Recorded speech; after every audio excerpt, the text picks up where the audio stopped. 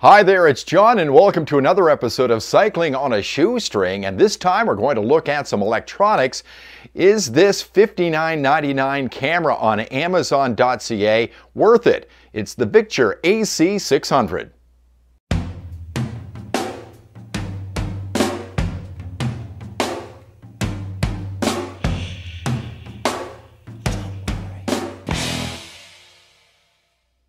Thanks for joining me. We have come a long way over the years to capture our moments on our bikes. Here's a picture of me from more than 20 years ago on my Kona Lavadome.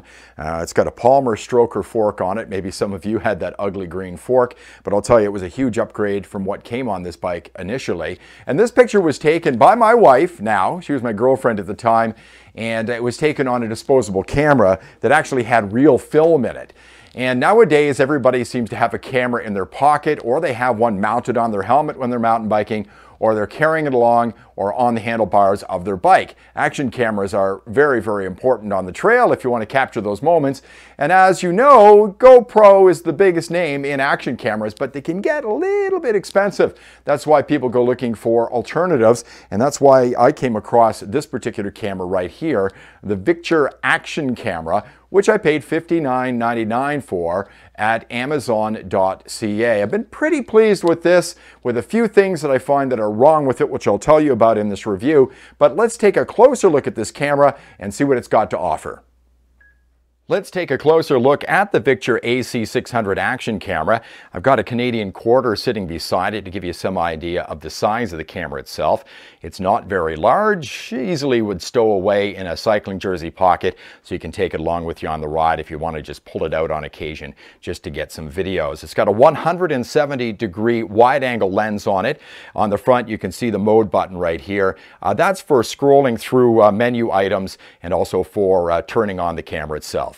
On the top of the camera, we've got the OK button. That's for scrolling through menu items and selecting menu items, but it's also to start the recording. And in the top left hand, just at the top left hand corner of that button itself, that's a light that will come on red when you do start recording with the camera. Looking at one side of the camera, you've got your up and down buttons for scrolling through menu items.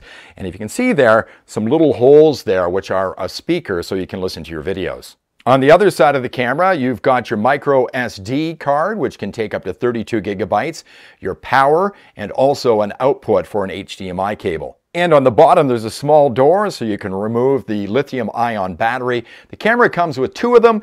I estimate about 45 minutes to an hour per charge with the battery.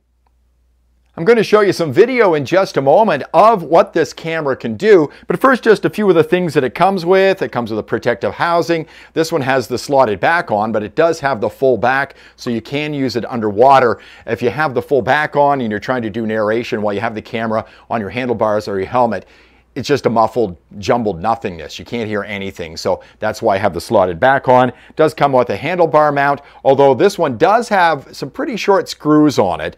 If you wanted to put it on some more modern handlebars, not likely going to fit. You're going to need a different mount, but this stuff comes pretty cheap if you want to buy it on Amazon. It's got your helmet mount. It comes with this special mount here as well if you want to mount it on a tripod, which is kind of nice, and also comes with a little clip so you can hook it onto your jacket or whatnot if you want to just walk around with a camera on your chest. But anyways, let's take a look at some of the video of this. And here's some video I took while I was in Fernie, British Columbia this summer. And I think it takes really great video.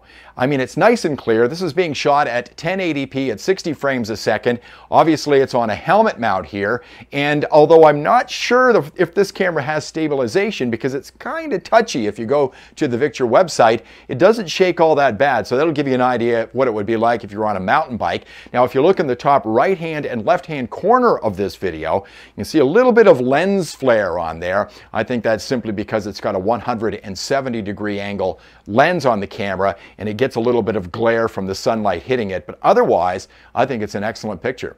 In this next video, I'd like you to listen more than watch, although it does take a great shot, but you can hear some clicking in the background in this video. Give it a listen. You're doing fine, man. I'm following your line.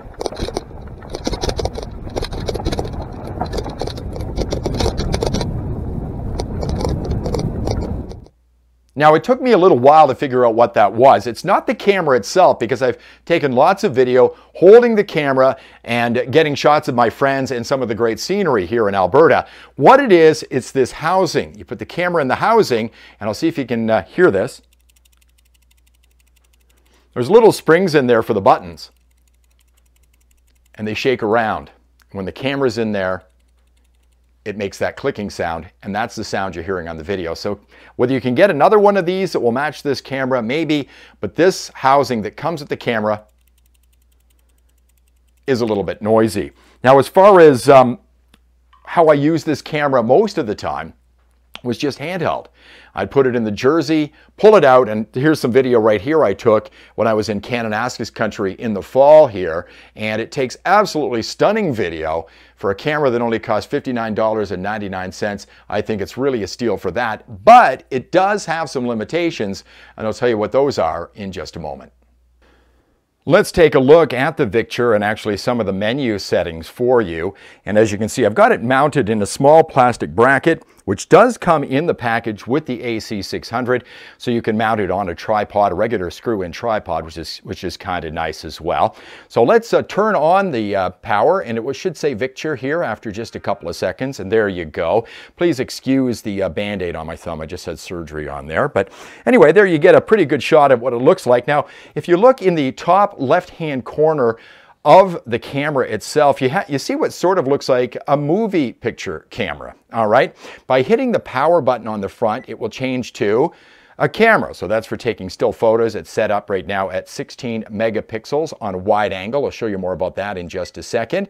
And right there, that is burst mode. So it will take up to 3 photos in succession. So we'll hit the button, and it takes 3 fast photos.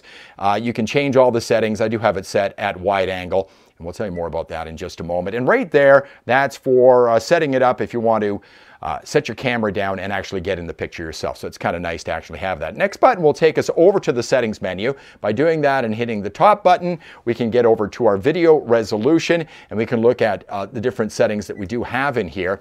I was messing around with it a while ago. Right now you can see that it's 2.7K at 30 frames a second.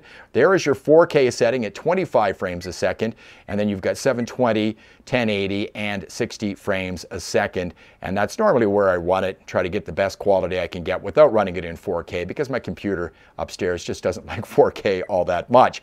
Now, you can also do looping video. I have to tell you that I'm not really familiar with all the settings on the camera, and I haven't used them. Some of them I don't know what they do.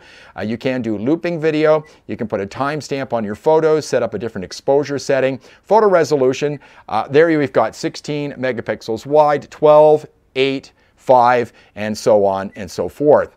Down here, you can do your burst photo. As I said, I had it set up to take 3 photos. You can simply turn that on or turn it off. You can do time-lapse photos as well, and 20, 30, or 60 seconds. It has a continuous lapse setting, which means you can turn it on or off. I do not know what that does. Maybe somebody can let me know in the comments below. Power frequency, set up the language, your date and time, sounds indicator, so it will beep when you push the buttons, which I like. It also has an upside down mode, which is kind of nice. If you like a screensaver, you can put one on. Set up the power saver. Right now I've got it set to go off after 3 minutes, and then you can format the card on your camera as well, which I'm not going to do right now. Reset it to factory settings and tell you what software settings you have on it. So that is basically the camera in a nutshell. It works pretty good. When you do take photos with it, it's a little hard to keep it still when you snap it. Sometimes you can move and jiggle the camera a little bit, but it does take pretty darn good pictures, but unfortunately only wide angle. Great for getting scenery shots.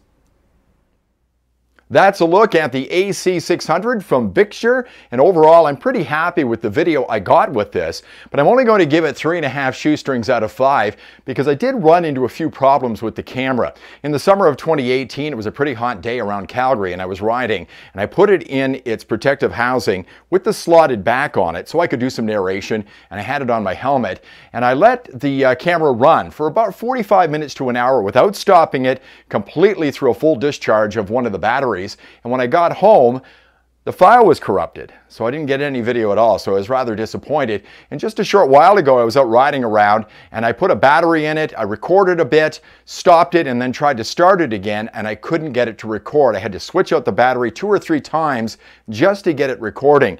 I'm not sure if it's just because of wear and tear, or it's just had an issue as of late, but it does have a few little glitches. I'm going to keep it, maybe invest in something else, but overall, I think the video I did get with this camera in the summer of 2018 and into early 2019 has been pretty good. Thank you very much for watching this edition of Cycling on a Shoestring. Hey, if you've got a company that makes some cycling product, you can get in touch with me at cyclingonashoestring@shaw.ca. If this has been a helpful video, please like it. If you could subscribe to the channel, that would be terrific as well. And you can look for a full review of this camera right below, along with a link to Amazon, so you can take a look at it and see what else it's about. Thank you very much for watching Cycling on a Shoestring.